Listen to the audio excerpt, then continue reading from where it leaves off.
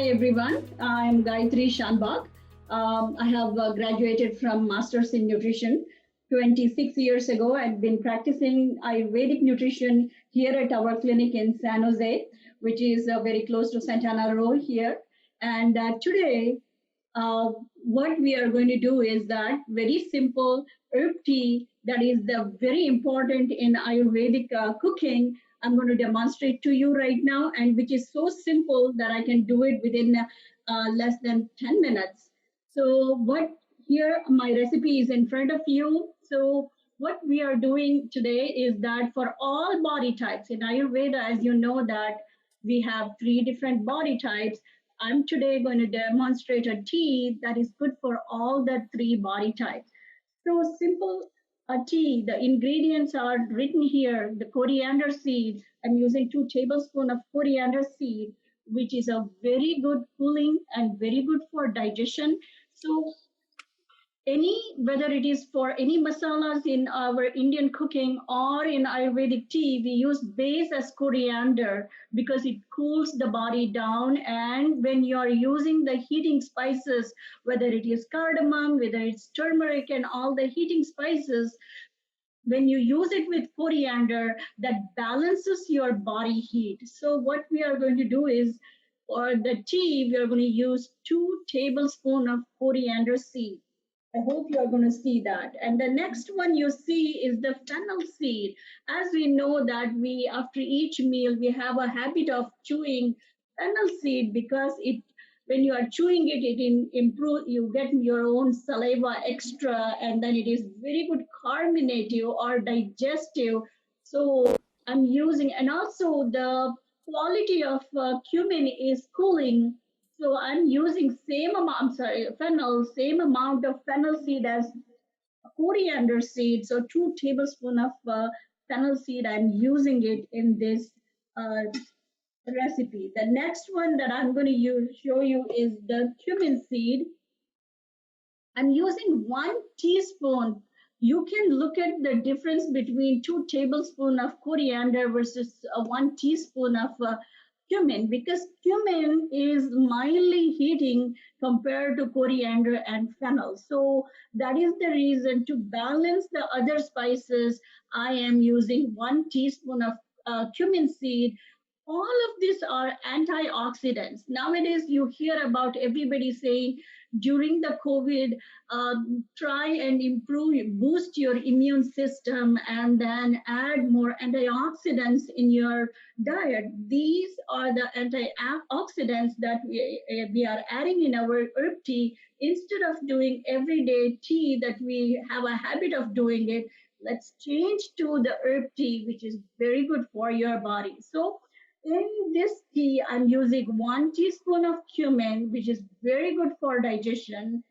Uh, and then the next one that I'm going to use is the turmeric. So you all are know that the turmeric is heating, so I'm using only half a teaspoon of turmeric, the whole spice. And then the turmeric, as you know, it is anti-inflammatory, antihistamine. So people with allergies, you can use 2 months before your allergy season hits, start using extra turmeric or turmeric gargle, or use in your tea or extra in your cooking. So that is very good for yeah, it make sure that you already have antihistamine in your diet before it hits the season, allergy season. So I'm using the turmeric, half a teaspoon, and then I'm using 5 pods of cardamom. Cardamom is also a very good antioxidant, and it's also is very good for many other, not just the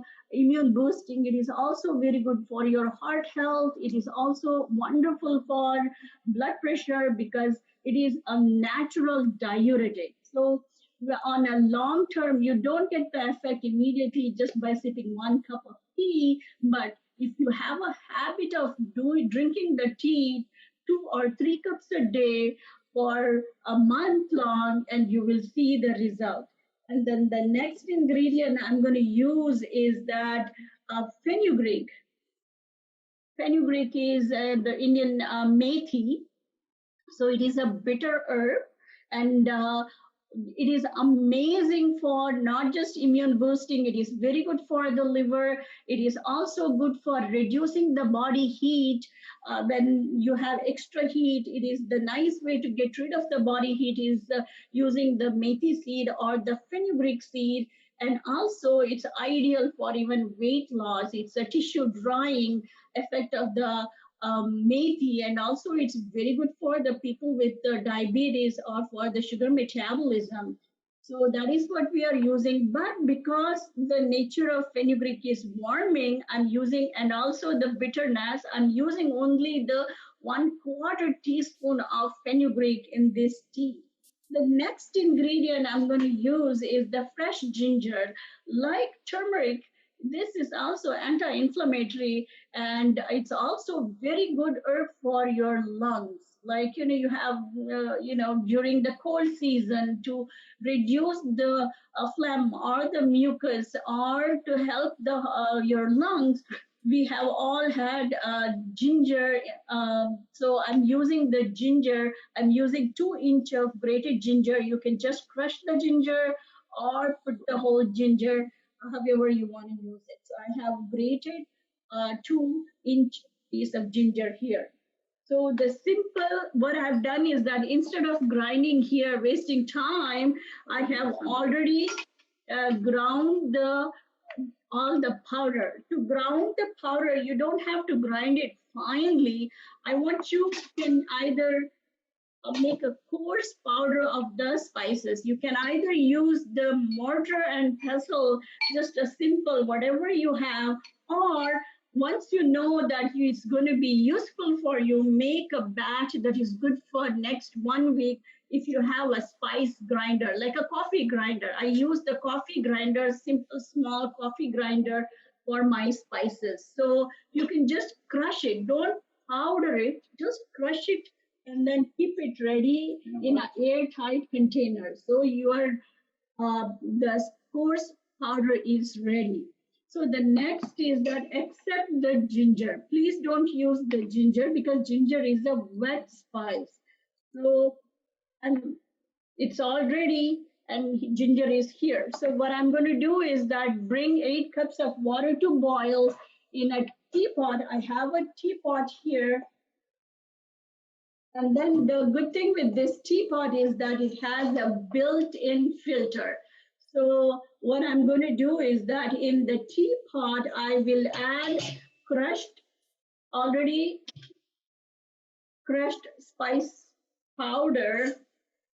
If you don't have the filter, what you can do is you can filter it, regular filter.